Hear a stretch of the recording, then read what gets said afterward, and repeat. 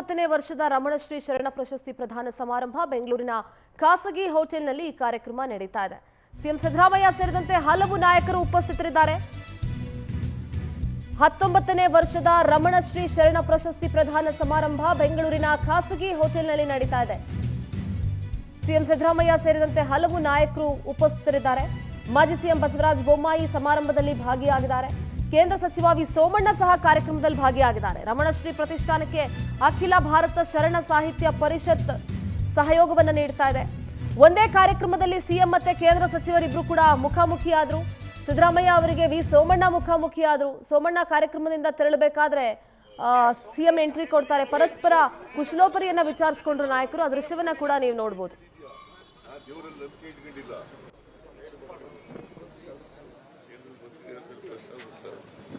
ಆಗಿತ್ತು ಸ್ವಾಮಿ, ನಮ್ಗೆ ಯಾವ ಕೆಲಸ ಇದ್ದಲ್ಲ ನಿಮ್ಗೆ ಆಗ್ತಾ ಇದೆ.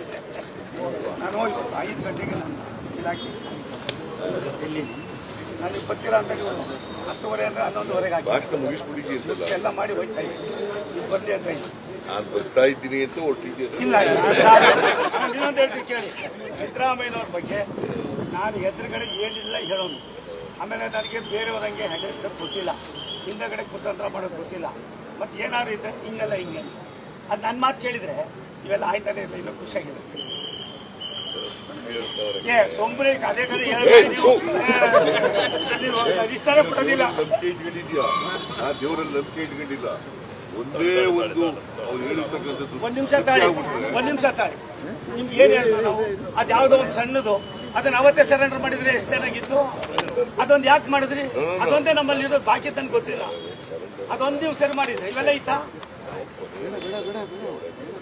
ಪಾಪ ಇಲ್ಲ, ಅದು ಮಾಡಿ ಸತಿ. ಅದೇ ಕೆಲಸ ನೀವು ಅವತ್ತೇ ಮಾಡಿಸ್ಬಿಟ್ಟಿದ್ರೆ ಇನ್ನೂ 5 ಕ್ಲಾಸ್ ಇತ್ತು. ನೀವೇ ಮಾಡಿ ತಪ್ಪು. ಔಷಧ ಯಾಕೆ ಹೇಳಿದ್ರಿ? ಇಷ್ಟು ಕೋಟಿ ಅಲ್ಲ ಅಷ್ಟು ಕೋಟಿ ಅಂತ ನೀವು ನಾವು ಹೇಳಿದ್ವು. ನೀವು ಹೇಳಕ್ಕೆ ನಾನೇ ನಿದ್ದ ಔಷಧಿ ಏನೇನೋ ಮಾತಾಡ್ತೀನಿ.